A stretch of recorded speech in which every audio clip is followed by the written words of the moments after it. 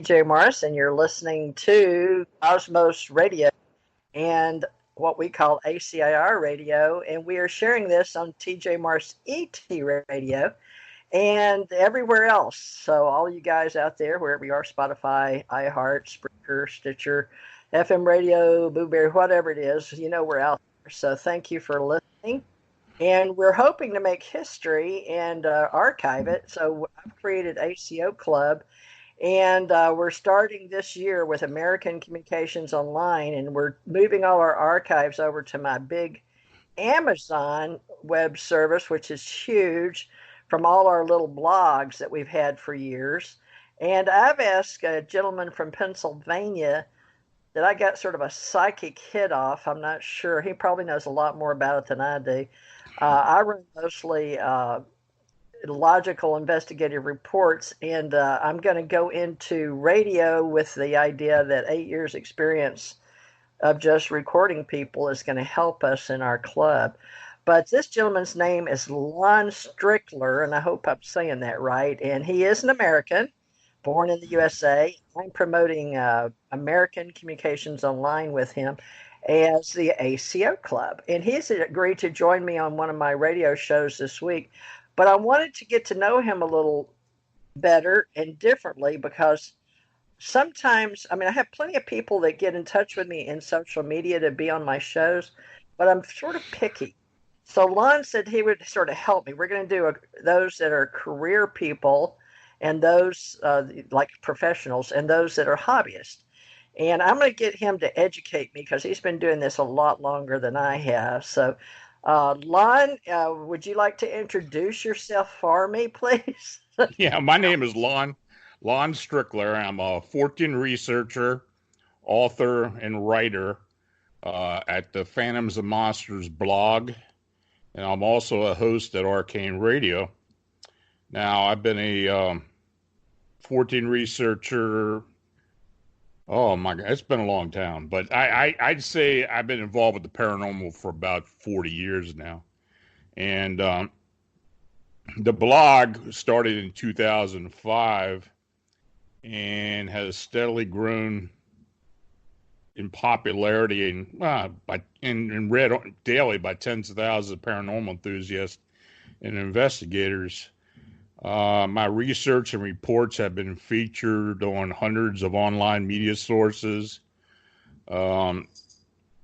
Several of these published reports have been presented on various television segments, including the History Channel's Ancient Aliens, Syfy's Paranormal Witness, Fact or Fake Paranormal Files, and Destination America's Monsters and Mysteries in America.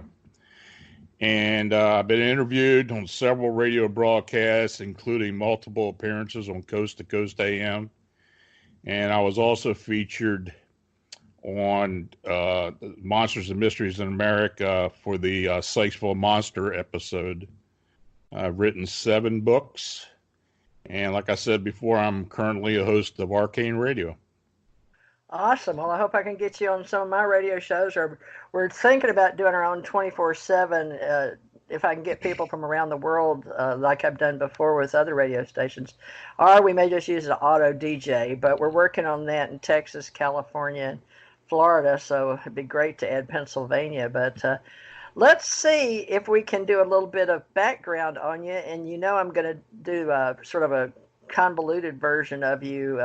We'll try to watch your time and tell me when you need to chop it into segments, because we can do like an oral history like I do for Jan Aldrich and UFO Association. And I have an alien contact organization with Janet Carroll Lusson. And then I have Ascension Center. It's Ace Metaphysical with a metaphysician, Tommy Hawksblood, in Hawaii on another island. And let's see. Now, Tony is in Texas, and he wants to do mostly politics and editorial. But let's set up you, Paranormal Fortean expert, if you don't mind. I've got Daryl Sims in charge of our alienology.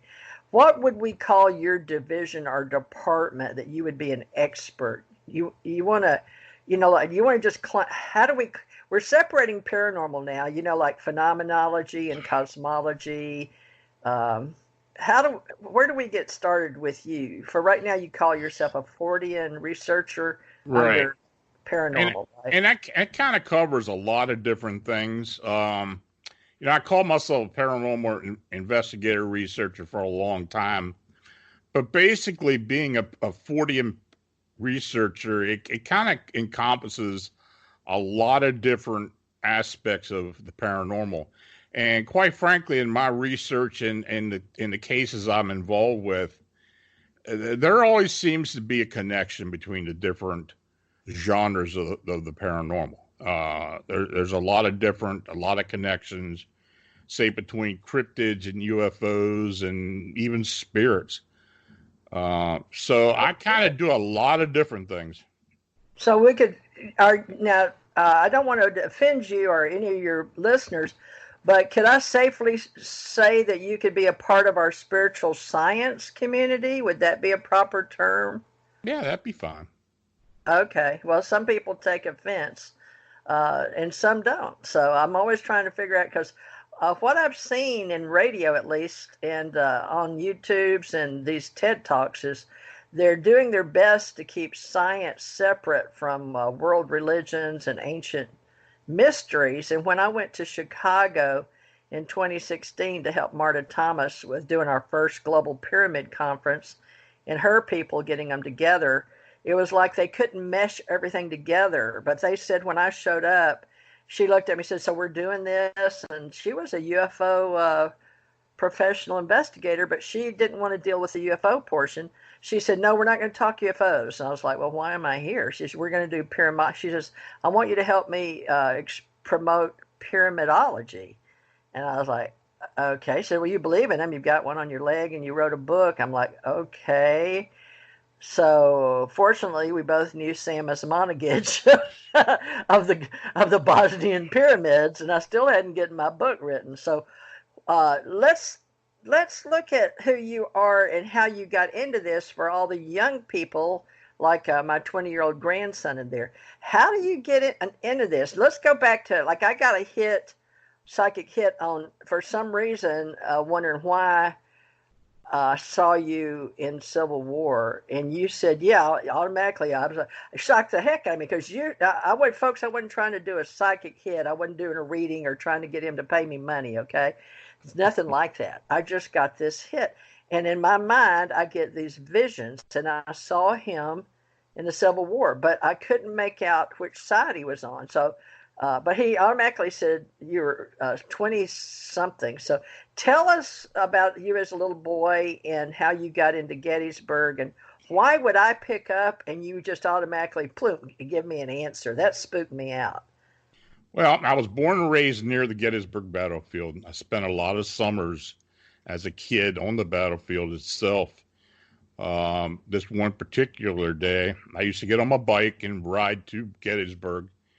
And this one day, I was 8 years old. I was in an area of the battlefield that's called Death Valley. Now, that area in particular is between the wheat field, Devil's Den, and Little Round Top. It's a valley where there was a lot of action on the second day of the battle. So I was on my bike, and all of a sudden, it's almost like a door opened, because I started seeing apparitions, hearing gunfire, cannon fire, smelling gunpowder, the whole 9 yards. And this went on for several minutes, and then suddenly just shut down. Now, by that time, I knew that I had some abilities, but I wasn't really quite sure what it was. It's not like I lived in a haunted house or anything like that. But I could pick up on spirit energy. So I eventually learned through a regression that I did fight on the Union side, and I was at Gettysburg as a member of the 20th Maine.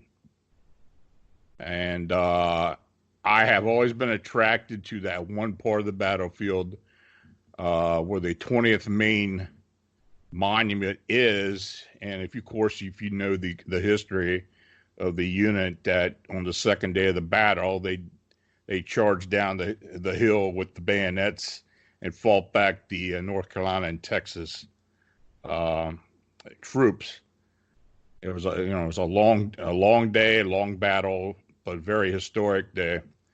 And that's apparently the unit that I was with. Now, like I said before I even knew any of this, I was attracted to that part of the battlefield. So, after all this happened, and I don't really think my parents had any idea of any of this. I never talked to them about it. And, as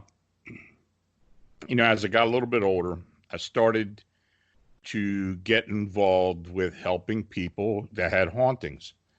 Now, this was back in the mid-'70s. So, this isn't a time when, the paranormal was kind of the thing to do. I mean, people kind of looked at you like you're nuts when you told them you were involved with the paranormal.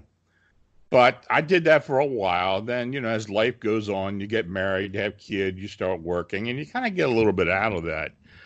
But my whole perspective on the paranormal changed in May of 1981 is when I had a Bigfoot encounter while I was fishing on the South Patapsco River near Sykesville, Maryland. And after that day, I became very involved with the cryptid aspect of the paranormal. And that's basically what I've been doing a lot of since then. I've had other encounters. I've also helped people with hauntings in the meantime. And it got to the point where all those years I was taking reports, talking to people, keeping notes of cases I was working on. And it eventually accumulated into when I started my blog in 2005, and I started looking into other people's reports. Of course, with the advent of the internet, it was much easier to do this. And it kind of snowballed from there, and that's where we are at this point. Well, can you confirm or deny, I don't know how you want to say this, that you have never talked to me, or have we ever talked? Or did you know me or anything about me or anything that would make me think that you and I are connected in this reality? No, I knew you were on LinkedIn as someone who was, associated me with LinkedIn, but you and I never talked. We never communicated until the day you contacted me. So what is that? Because that's what I'm studying.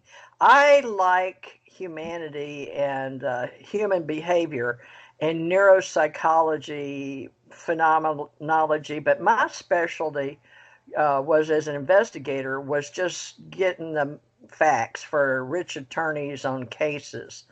And the offshore oil rigs, even death, accidents. I worked mostly personal injury and maritime law and arson, fraud, subrogation, fires. So when I was a well-paid investigator before I went in the military. But as a child, I went to Jackson. I lived in Monroe and went across to Vicksburg. And I started crying because I was having visions. Of course, my mother was like a psychic, but she would never admit that. I just know that she died eating peach pits or whatever that stuff was inside there, and she got deathly ill, and her and her brother both, and she had like an out-of-body experience. But I didn't learn that till she was in the late 60s, and Stanton Friedman was calling me, and then I got to be on a ABC taping, and she took the call. So I sat down with her at the table and asked her if she remembered me, going back in Vicksburg. I said, Mom, you remember when you talked to me about crying and how you were really concerned about me with my dad? We were having a family picnic in Vicksburg, and I was seeing all these people, and I was like, I see dead people, Lon, okay? Like you did. Mm-hmm. And she didn't understand it, and she was just really shocked. I said, do you remember that? She said, yeah. And she said that's when they were putting I-20 through, and they were moving some of the big stones, and we didn't understand why that upset you so much. It was the Vicksburg battlefield, and it just, they had to give up on their picnic and take me home. I was like having some episode or something. So that's something that's similar, in remembrance. And then when I went to Gettysburg as a truck driver. So what I'm looking for is that, what is that? I call it spirit, I guess. I can't find any other name for the connection to it. It's like, if you talk neurologically, they'll tell you that we have electrical, like beta, alpha, theta, delta, gamma, sigma, tau, the 7 levels of humanity, or the 7 vibrations. And we have what is it, do, re, mi, fa, sol, la, ti, do. That's 8. We use those in music. So do you have any people that in your Fortean area of expertise that study that spirit and energy, that I don't know what you'd call it, but it's like you can see it and feel it, but maybe you can't really touch it, but some people get hits, and that's what I got on you. So Yeah. I don't know. Can we give that a new name? Can Well, you give a name, or do you already have one? I was a trained remote viewer. A what? A trained remote viewer. A remote viewer. I was trained by a person who worked for MI5 in her public career until she retired. She took me under her wing. MI5. Are you speaking intelligence community of the UK, like MI6? Yes. And she taught me spontaneous remote viewing or controlled remote viewing. And, I actually did a year of training. We actually did it over Skype over a year. And we got involved with working cases primarily in the UK of hauntings, haunting cases, all kinds of different types of hauntings and attachment cases. And it was fairly successful. She would go, her and her group would go on site, and I would be connected with them on the computer through Skype, and I would do a remote view as they were working the case. And we were fairly successful for a while. I mean, we did it for about 4 or 5 years. And, life happens and you got to do other things. But it's I do use it occasionally for cases. I worked with a group in Australia for a while who has helped me with my personal cases, who have done remote views to help me with more information on other cases that I've been involved with. As well, I'm also, I've got several clients who I've helped over the years who have had hauntings in their home, and I've done remote sessions to try to alleviate the hauntings and the attachments in their location. And I've been involved with that now for, I guess, about 10 years. Wow. Okay. Well, I didn't know remote viewing was out there and all these groups. I feel like I've been on another planet, to be honest with you. But all I did was I had deep investigation, deep problems at the government level, and then was assigned a case, and then I had to work on it roughly 20, 30 years. But anyway, it's coming to a different level. You've worked on cases like tier 1, 2, 3, or been like a legal investigator or a private investigator.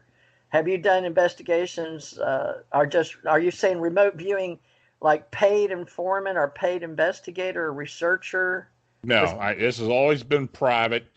This has always been between me and the client. Okay. I have never pressured anybody to pay me for any of my services. This has mostly been all voluntary. Yeah. But I have helped a lot of people, and in fact, I've helped some people who are very well known. So yeah, it's kind of been a private thing. Nice. I don't talk a whole lot about it, but it's it's just part of what I do. Nice. Well, I guess I can keep my ACIR radio going with people like you then, because originally it was Assured Confidential Investigative Reports. And you can understand then, I guess, at my spiritual level, that there's some people that want assistance from people that have had out-of-body near death or actually feel like they died or had seen the other side, but we don't really know how to address it. We always get laced in with, I see dead people, our spirits, or the spiritual world with Houdini and, I don't know, War of the Worlds kind of things, if you know what I mean. So I'm not sure what it's called, but in science, they pretty much refer to it as phenomenology. And I used to be told I had ESP, growing up, but what is that called now if it's not extrasensory perception? Do you know? Well, they still call it extrasensory perception, but it's kind of broken up into a lot of different parts now. Some are clairvoyant, some are clairsentient, some are able to do specific things. I consider myself more of a intuitive. When I sense spirit energy, but how I sense it is in my mind's eye, I see certain colors, and that's how I interpret what I'm in the presence of. And over the years, I've been able to determine what colors associate to what types of energy. And using that as a primer when I start to do the investigation and using remote viewing techniques, I'm usually able to pinpoint on what's going on.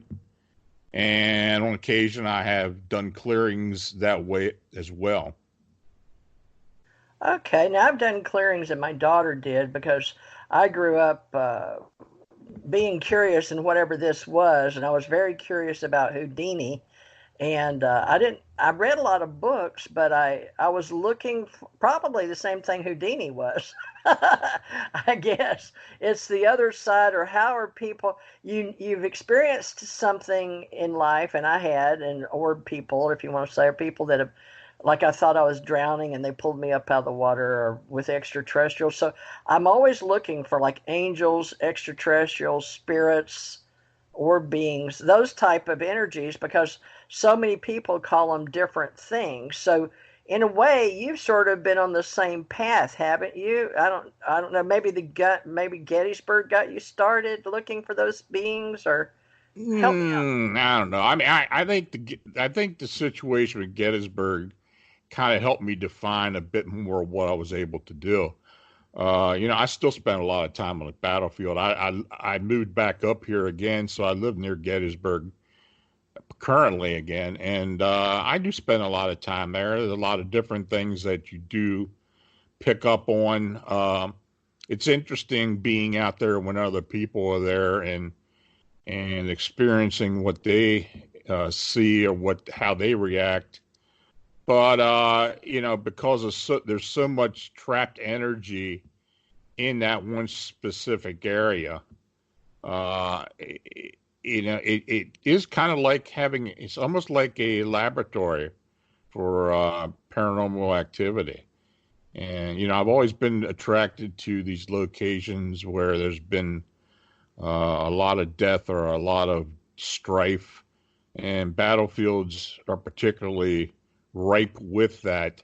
I've also done work at Antietam as well. So, yeah, I mean, it's kind of like I said before, it's like a lab, and you kind of go there and pick up on a lot of different things. But I will say, I think being on the battlefield has kind of helped me define what abilities I do have and how I can use them. So we could safely say that people like you and me, I'm really looking, and I'm not trying to put words in your mouth. I'm really looking for how you and I came together, and if there we're always looking for, who are we, why are we here, and where will we go when we leave the planet, so to speak. Have you heard that, right? The main question is, I think somebody said the biggest question you'll ever ask yourself is where you go when you leave here. But I don't know. I guess it's some people that are faith, they have faith or they're believers in spirit, and then there's others that scientifically have to prove it with sight, but our peer review or where something you can experiment and do it over and over again. And it's really a philosophy, but we call it a science because we think if we can do it, then it must be real, right? Or if somebody else can do it and repeat the situation. And all that I understand came from philosophy way back in Roman times or whatever, all the way back to Aristotle and all that. But, I'm looking for that common thread. And then everyone thinks that they have their own truth. But I'm learning that memories and perceptions aren't necessarily the same thing. So I would like to build a wiki with you, if you don't mind, or one that we could use among people learning how we're developing the skills and how we brought all our libraries together. And like you said, the defining, well, you can say remote viewing, and maybe that breaks down. Being a psychic, a clairvoyant, sentient, audient. I forgot all. We used to use clairaudient, clairvoyant. I've forgotten all of them. I've written them a million times.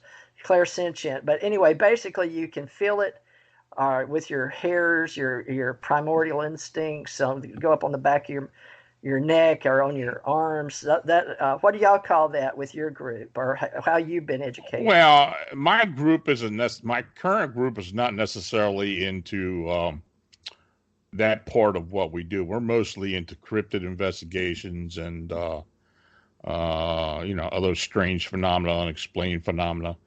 But what you're talking about, I believe, is perception and how each person interprets perception. Each person has their own perception. I have talked to a lot of people over the years who perceive energy, perceive spirits. It's all energy, but they all perceive it in a different way. Like I said earlier, I perceive in colors. My mind's eye is very, very open all the time. I see. I'm able to see remotely. I can see places remotely.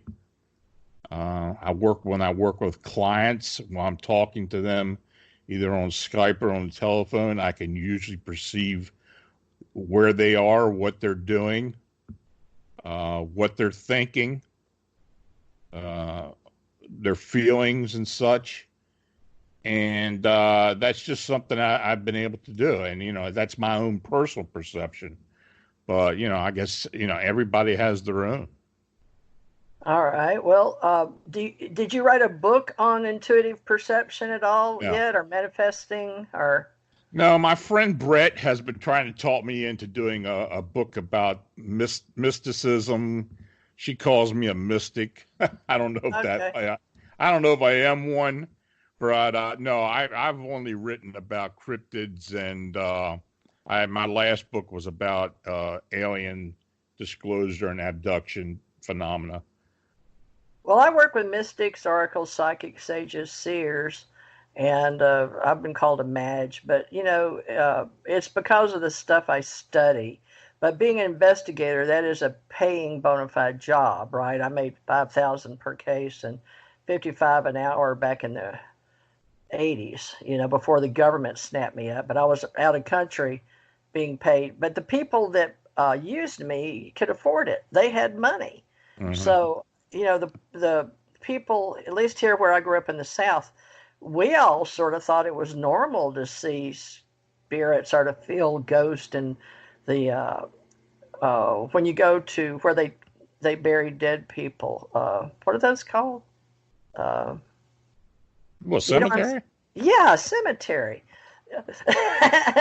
But when you're grown up and you're told we treated cemeteries with respect, and we didn't. We knew where the headstone was, and that it was always at the head, not the foot.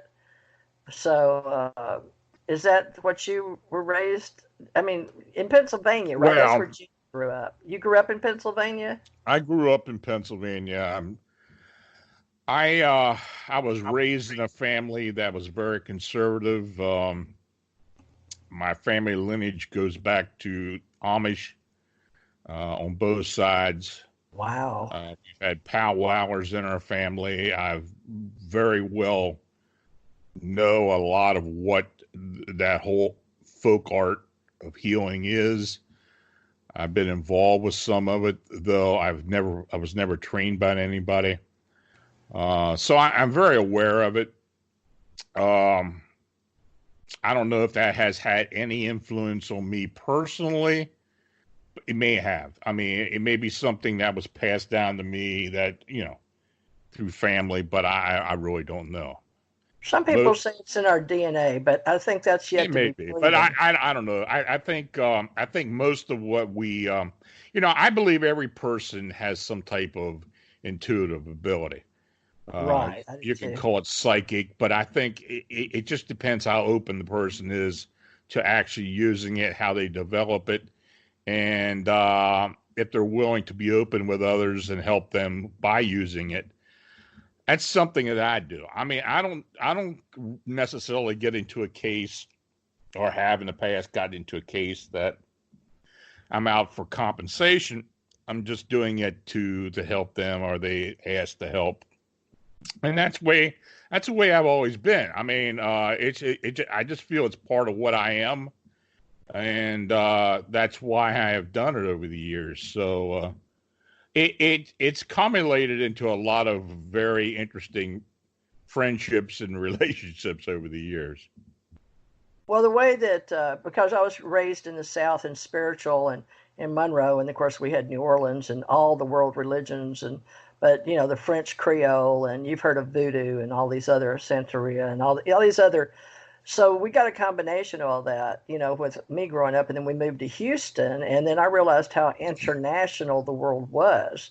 You're right, living near Houston and seaport, so to speak. But so many, the Japanese had their little area, Chinese had theirs, the Mexicans theirs, Filipinos, and then make these little clusters of Houston. I'm sure it's still that way, probably a lot more, because that was in the 60s, and I met with Saudi Arabians, broke my tooth at the Warwick Hotel. I was a dancer at the time.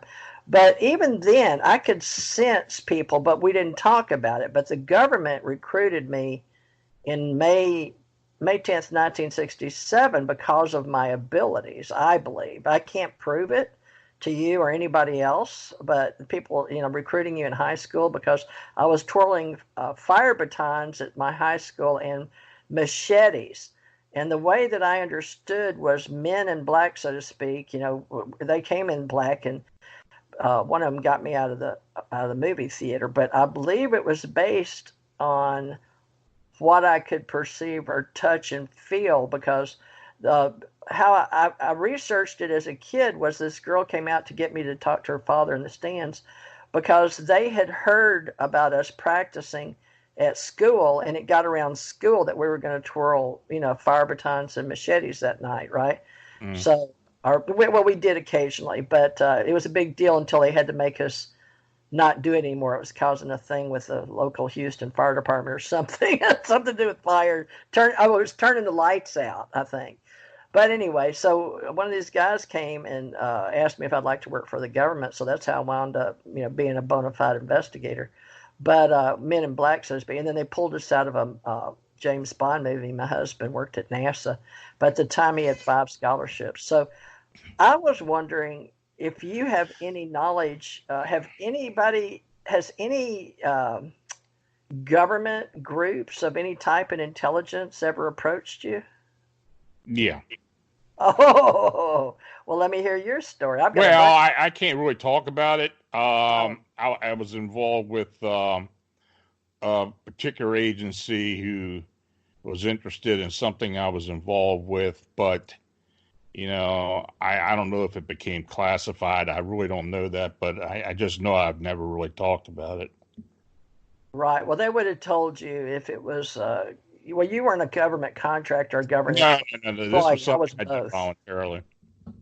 Yeah, I was both. I was in uniform and out of uniform and trained to GS status as well. But it all became because I didn't understand signing the paperwork in '67, but I grew into various divisions of departments inside the government before I retired in 2017.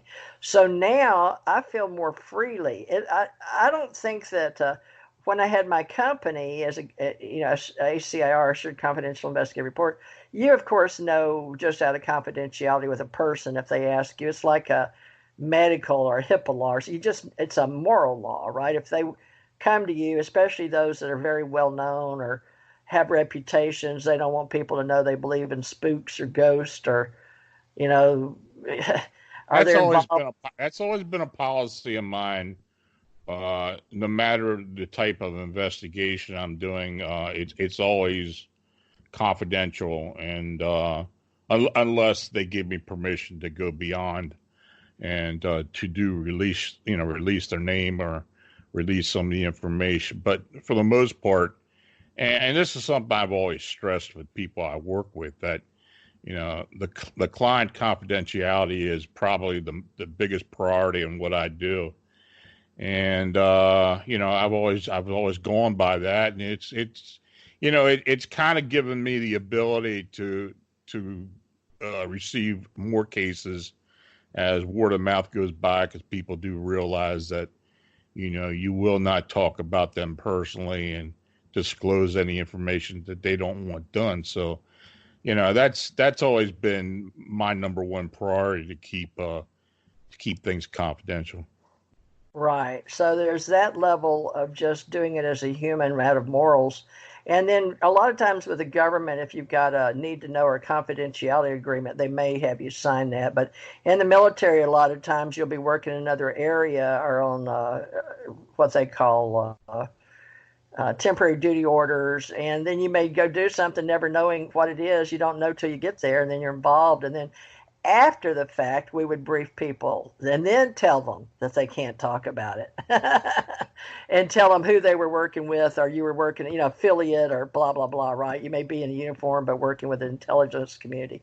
But you started right off that you said you worked with MI5. So, but that was Well, I didn't UK. work with MI5. The person who trained me did work with MI5 Oh, okay. when she worked. I mean, when she retired, she her and I kind of hit it off, I guess, spiritually, and she was a psychic as well, and she decided that she would train me to be a coordinate remote viewer, and that's how that came about.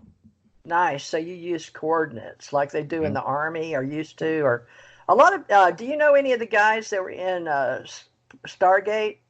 Yeah. You do. Russell Tard?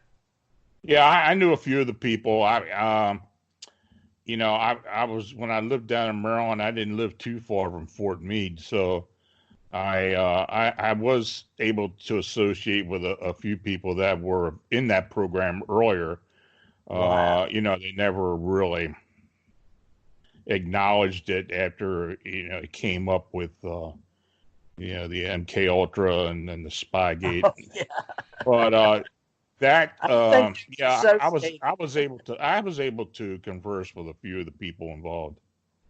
Yeah, I think those are completely different programs. Now, they may have crossed over in a time. Oh, there I, was a crossover. I was there? Yeah, absolutely. Okay, I didn't know from the 60s, 70s, and 80s.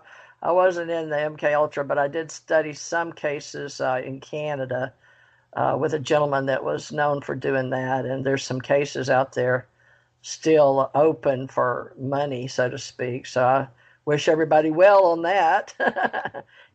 But I never wanted to get close to the MK Ultra. Now I've had people on radio shows that do that, or have meetup groups on some other radio shows that do it. Maisha Johnston, do you know her? No. Oh, okay. See, we can do stuff and not ever know each other. And this is what's amazing me, because you would think it would be a closed community, but it's so closed we don't even know each other. So maybe I don't know, that's good or bad. Well, another thing you mentioned, now, if you don't mind, I don't know if you're taking notes, but or if I don't think you'll have time to go back and listen to this, but we can build an oral history, and that's what I like to do as a investigator archivist, and build ACIR radio with groups that feel like they're contributing to the oral history of who they are in our Who's Who directory, and how we can train people in what we do. So, we're told to live 120 years in the Bible. I don't know if I'll make it. I don't know if you'll make it. But those of us that have faith that there's spirits out there, I think we have a little more faith and hope, because, if let's say you're in a severe accident underground. My brothers were like that, laying pipes, right, in Houston and stuff. But one got down in the machine. One did a machine, and one got down and did the fancy welding and stuff. But you can get trapped. But sometimes only hope and faith you've got is in humanity and God to pull you out. And I'd hate to be in a position, and I've been close to there with people. I've been in some severe situations, including death and dying, where if you don't have that, I don't know how people survive it when they don't believe in anything after. So that's sort of a mission of mine. I believe alien civilizations exist, and that's ergo my ACE and then I have ACE Metaphysical Institute. But with you, ACO Club, I believe it needs to be something not just metaphysical and not just UFOs and alien contact, because I had a Bigfoot experience while I was driving a big truck, and not one, but two or twice. One, when I was getting up, I had a CDL out of Kentucky. I started in Oklahoma, then went to Texas and drove for FFB American Eagle, and I went to U.S. Express and Covenant. And but I was pulling out I had one of my husband at the time, I had pulled out of Kentucky, Beaver Dam, Kentucky, and went down over to the Missouri-Arkansas line, pulling out there. And it was late at night. Sometimes you have to live at night. It doesn't matter what you're picking up. It just depends on your time. And I happened to be able to go through home from like Pennsylvania, New York area. We did a lot of New Jersey deliveries for the government. But this was crackers or something. I don't know why. Normally I wouldn't remember, but it was like something weird. Like it was off-the-wall leave at night food product or something. I think it had a shelf life or something. So I had to go, and when I was pulling 1:30 or 2 in the morning, the light shined over in the dark, and I saw this tall, it looked like I mean like 8 feet or so tall, so that it caught my eye, and I asked a couple of other guys if they saw it, and they didn't see it, and that really upset me, because this, what I would call a Bigfoot, but I saw a short, after I saw him, I looked to see what I could see there, and there was a short, like I want to say a woman. I don't know, but this is how my mind perceived it. We'll just talk perception. Was that and they're like, well, the lights shine, because I was turning from a road to get on the road going towards Memphis. And I don't think they were supposed to be there, but it was that time of year where they were picking berries off of the fence. I think it was like blackberries or something along a fence line. A smaller one with a smaller one.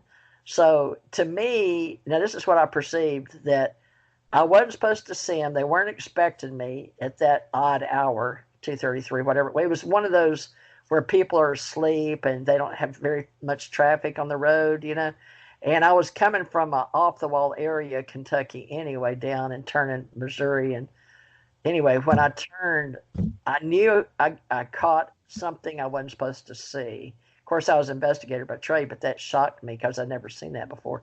So I got a quick glimpse, but I could sense intuitively that he looked at me and looked at them, and I looked to see what he was looking at. So that's how I figured it out. So my mind and my thoughts were, that's his mate and their little child, or little Bigfoot thingy. So I got on the CB, man, because one was coming up right behind me, and I asked him, and he went the other way towards Chicago.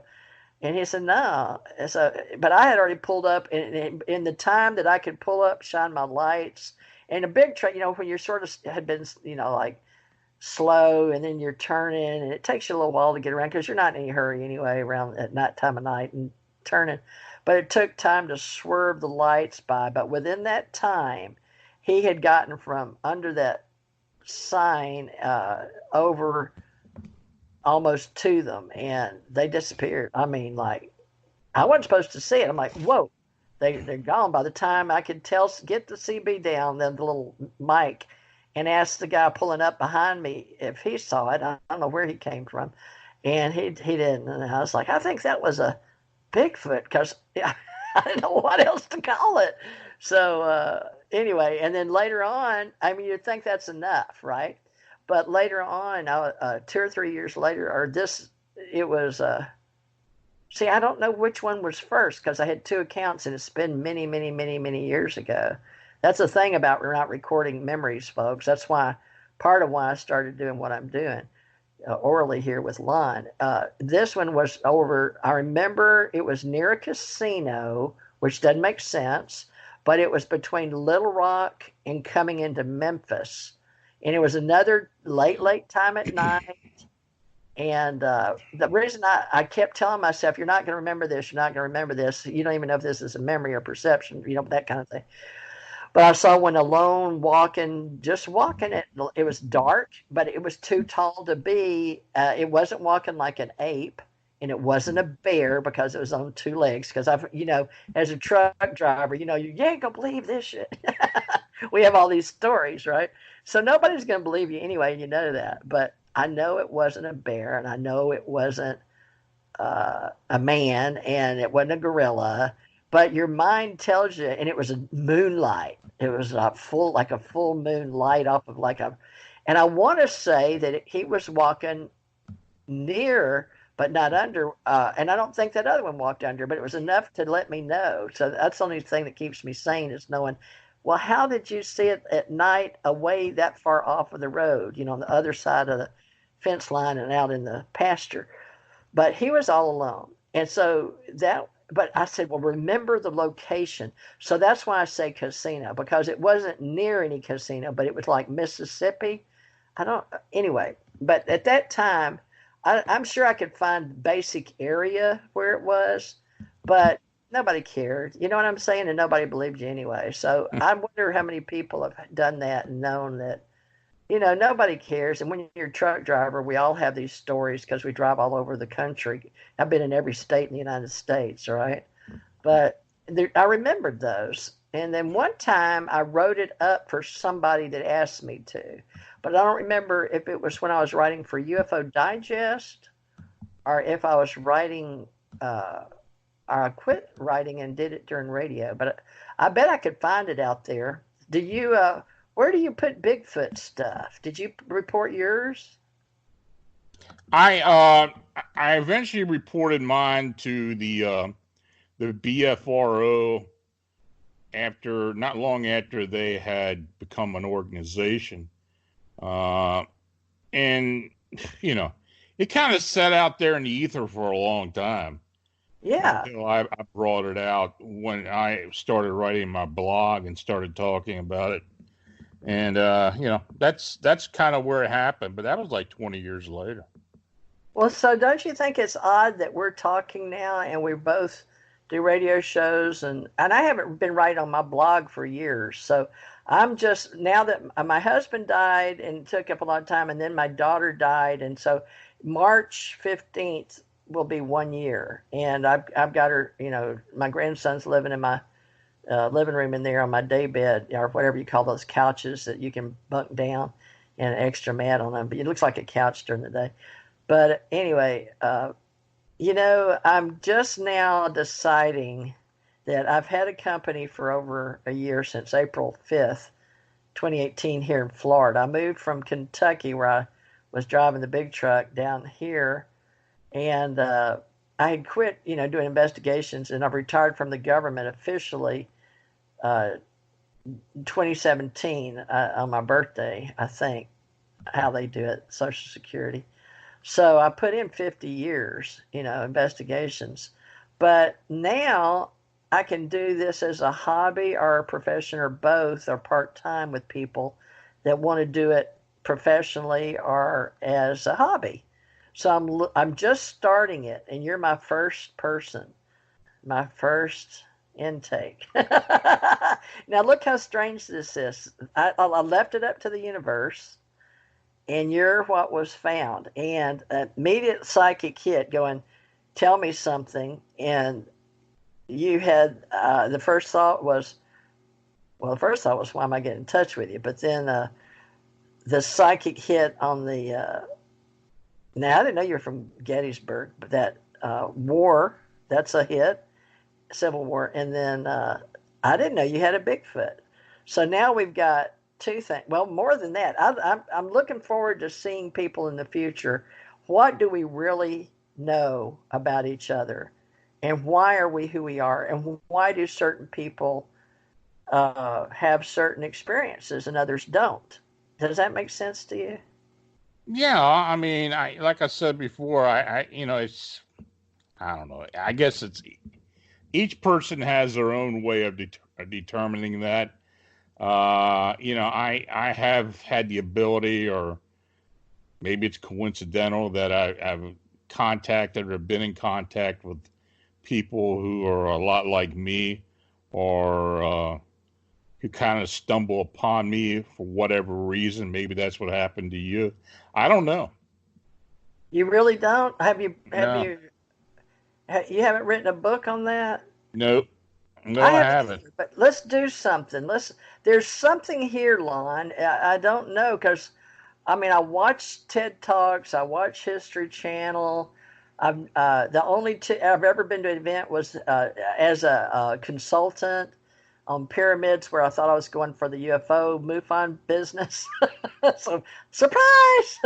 So, I mean, the one time I think, I'm going to get involved with the UFO world, because it was close to me retiring, but I was doing radio, TJ Mars ET Radio, to help another friend of mine in Hawaii that was keeping up my Ascension Center for spiritual.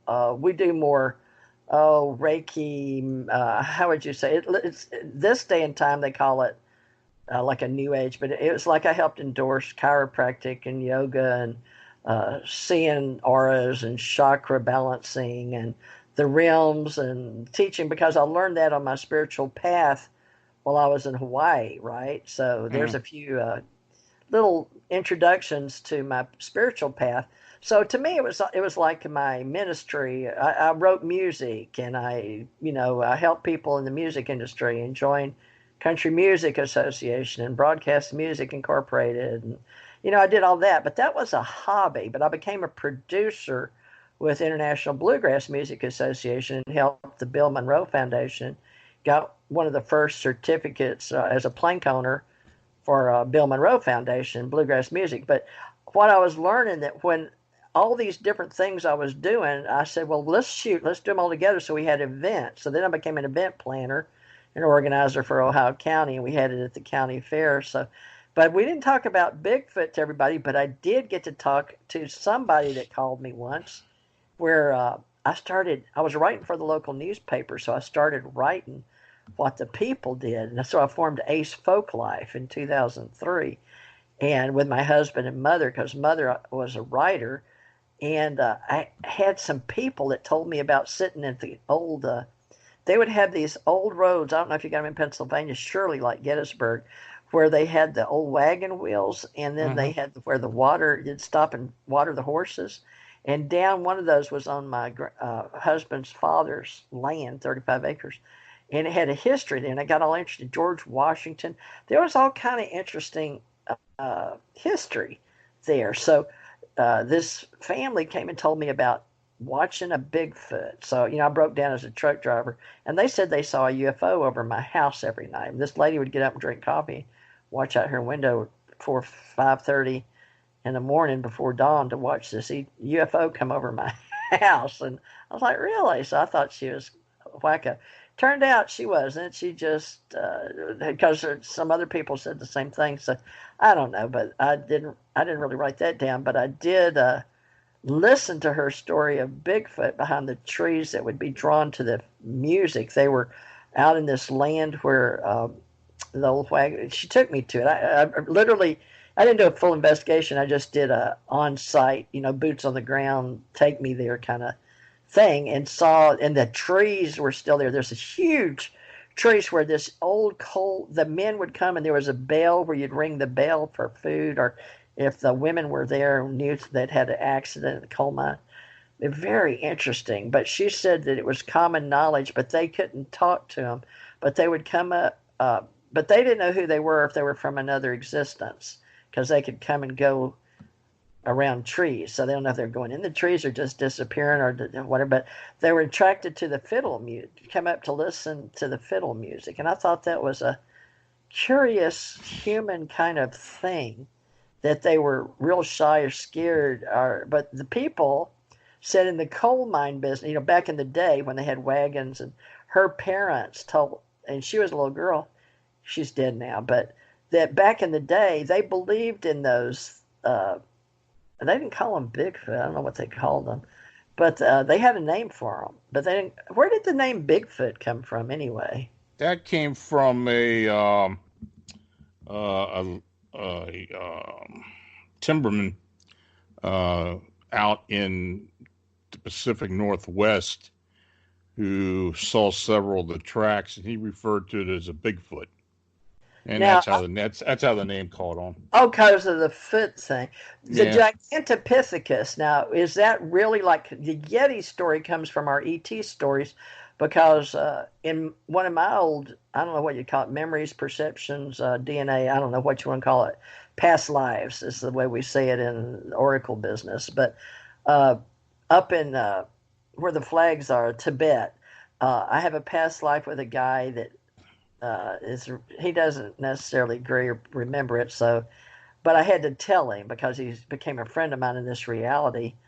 I didn't have to tell him, but I was compelled. So like I told you, I can't explain it. It's like blah, but I know you're not supposed to do that as a psychic reader or anything, but we don't charge for what we know. What we charge for is our time. And then I learned in the government and the entertainment industry, you can charge like $1, $2, or $3 a minute. They used to outlaw it or something, all the states, and then they decided to let it in back in the day when I was teaching it and training. But I was trying to tell him, because he hated psychics. He worked with psychics. He wanted to believe them, but he didn't believe them because he was a magician, and all magicians think, you can prove everything like Penn and Teller or something, And he worked in Las Vegas, so he had some ET things he was interested in, but he didn't believe in those either. So he was having a hard time spiritually with his Ekankar background, but they taught him how to leave his body. So he learned how to leave his body and have out of body. So I learned in the last 8 or 10 years that people that want to but don't, they're sort of like me. We're real skeptics. But I was trying to tell him about these Yeti that in my reality, in this dimension, the history of knowing your history years, hundreds, thousands of years ago, like I have a memory in Egypt too, is the fact that one of my memories was coming down in a UFO, and it crashed me with 2 other guys. And I taught the people, this is just a memory, so I taught people how to put their bodies and take everything out and wrap them in gold like salt, dry them out and put them in gold, and then wait for us to be rescued. That sounds weird now saying it with you, but that was a Yeti story, so I had the word Yeti, but to me they were extraterrestrials, because they were there to protect. It was some kind of war going on, but they were up there to protect until the people that we would return, right? So I'm not sure what happened to me after that, but that is a real story in my head, like a episode on X-Files. But so I started looking what Yeti meant, like Gigantopithecus. But do you have a team or anybody that works with that group, or that? What would you call that? A discipline, or? What's that? Hobby, right? It's not a profession, right? It's a hobby. I hate calling it a hobby. I think we're enthusiasts, but we're also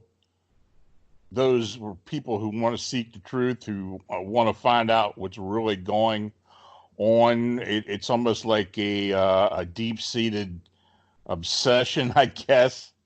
I don't really call it a hobby.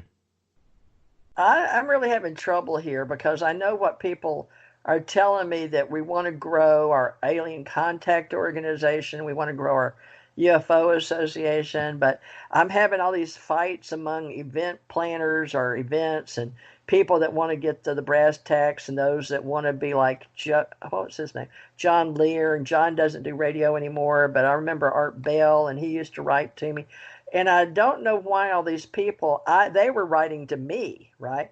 So it was all the UFO stuff, but a lot of it I couldn't divulge, even to Stanton Friedman, because I used to write government. Well, I won't go there. Well, I've already said I'm retired now. I don't see why, investigations, right? Or I would do, well, I've already told you, assured confidential investigative reports, right? So we can talk about it. And so I had met J. Allen Hynek years ago, and he wrote somewhere between Colorado, when I was at the Air Force Base there. I believe that's the plane trip, because a German, one of them took me out on the air base to give me my clearance level, Q or above, and then I wound up with Royal 14. But J. Allen Hynek worked with Air Force, but he met me on an airplane, and and I believe it was the year he must have known he had cancer or something. I don't know when he found out. I don't even know that he had cancer. What am I saying? I act like I know. But anyway, I just know he died in 1986. But I was reading a book called Aliens Among Us by Ruth Montgomery, and the reason I remember is because I was embarrassed. It was new out, and I was embarrassed to have it. But he was real interested in that. But he encouraged me. He listened to my story about dying and going to White Sands and seeing extraterrestrials and UFO ships. We call them flying saucers back then. But anyway, he took my story and told him that he told me about Center for UFO Studies, and he asked me if I would continue his work, and I was like, what the, I'm a government investigator, and I'm training, and I just got, I'm uniform, and I want to do GS, and I was in a special program, and, I was learning Army, Navy, Air Force, Marines. I was working Joint Chief of Staff and DOJ and working for JAG officers. And what am I going to do? Go chase? You know what I mean? You can imagine, like, yeah, right, but I told him, yeah, when I retire, I'll do that. You get it? So I told him, yeah. And then I'm doing it. So I don't know what I'm doing. So it's like the blind leading the blind. But I think he understood that had these things happen. We didn't discuss Bigfoot, by the way. We only talked about, me dying as a child with hepatitis, and then dying when I had my fourth child. And he was interested in the orb beings and the grays and the tall whites, and working my family genealogy and why the government and my name Thurmond, and real interesting because we had like a couple hours or so. I don't know. But he sort of made me realize that no, this is serious. There's something going on, and yada yada, and there's something there, and I'm just going to ask you to please continue to work, that kind of stuff, But I didn't know it was going to involve Bigfoot. But I don't know that it does, except for that memory, and I don't remember that I had that memory when I met him in the 80s, because on my trip to Hawaii is when I had, like you said, you had a regression. And in that regression, I had these memories come back. So tell me about your regression. Oh, there isn't a whole lot to talk about. It was part of it was part of a group of people who got involved with an individual. I don't even remember the woman's name, to be honest. It's been a while back. But no, she told me that she gave me the whole scenario about, past lives, and then this thing up with the 20th Maine came up. It kind of clicked when she told me about it after we discussed it and debriefed. But yeah, that kind of clicked with me. Well, when you pick up on things and like you have visions, but usually in a regression, from the ones I know that are professionals, I was taken back by a doctor, PhD for the government, Dr. Laura Sturgis in Hawaii. And I was teaching her psychic classes at the time. She really liked what I did. And she met me at the University of Hawaii, and we were doing holodynamic classes. And she liked me as a president, CEO of a corporation over there. Plus, I worked in investigations, and she just liked me as a person. But mainly, she got interested in me through Cynthia Chu with the Chinese and the Ambassador and Reagan and all that. Oh man, I better not even go there. I'm going way too far. Anyway, take you off on a tangent. I'm known for that. I don't mean to, but anyway, there's something about being regressed where usually they will just let you relax and get, calm you down. I learned all that in Hawaii. That was part of our psychic network and spiritual awakening, and we had a spiritual world network, and we combined psychic and spirit. But when we went over to the trade industry in what was that called in New York, and Sean David Morton, what was that? Whole Life Expo, New York. And then we did Whole Life Expo in San Francisco and Seattle, I think. But we were combining them, but they wouldn't let the UFO business in, really. They put them way off, and they had one little group of vendors. They didn't like the UFO people at that time, back in the 80s, were very, very seldom asked to do spiritual things or whole life or type of events where they sold gadgets or health and wellness. Back then, body, mind, spirit groups, Whole Life Expo. So the UFOs had taken a long time through events, I guess, to get to be almost non-pseudoscience. But I believe maybe part of my quest is to get that part out there. Now, can you tell me if you have any ET UFO stories of your own? Oh, yeah. Yeah, I've got a lot, quite honest with you. What? Yeah. I bet, like I said, I told you earlier I've worked with a gentleman not far from where you live at now. And, okay, it didn't click. He's a UFO person? Not a UFO. This is all alien. This is all alien related. Oh, so you're an alienologist? No, it's kind of part of what I do. Part of being a Fortean researcher. I look into, and I've had my own experiences and such. So, I was wondering, Teresa, can we pick this up at another time? Something just came up. Oh, and I sure. got a message. I got to take care of this. I appreciate it. I knew time, and this is a good time. It's right on the hour. Yeah. So I think we've got an hour. Well, are you okay? Because we've got, what is it, second or third? Did you get a note from Blog Talk? Yeah. When is that, so we can tell people? That's supposed to be tomorrow, I think. Do you know? Is it 7? Hold on a minute. Okay. Let me pull it up here. I'm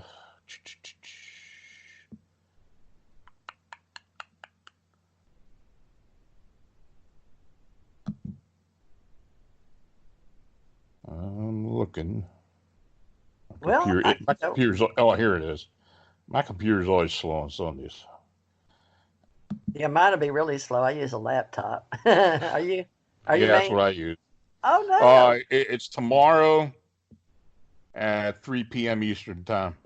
Oh really? Are you sure? Is that from the Blog Talk company? Let me look and see. I just want to make sure, because the girl that does our alien contact shows, but we wouldn't know where. It says here. Well, it says Monday, Hangout. It says from Hangouts. Hangout. Let's see here. Okay, TJ Mars ET Radio upcoming broadcast.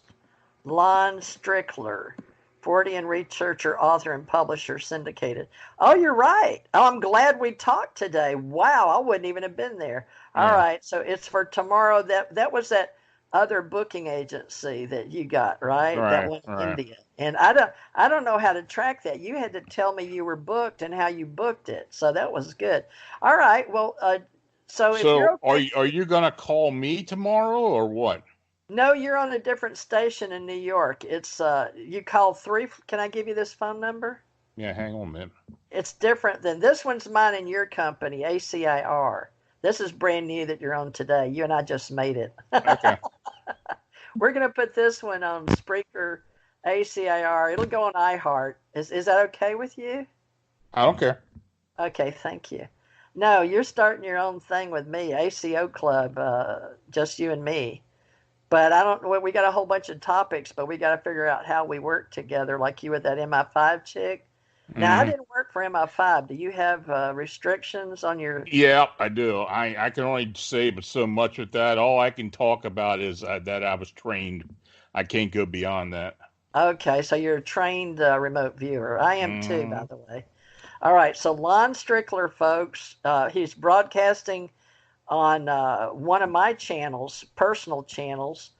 Today is for the ACO Club with American Communications and Allied Command Internet Radio, ACIR Radio. Tomorrow is with Lon Strickler, broadcast paranormal with Blog Talk Radio out in New York for Mr. Levy, but I think he sold it to Vozcast.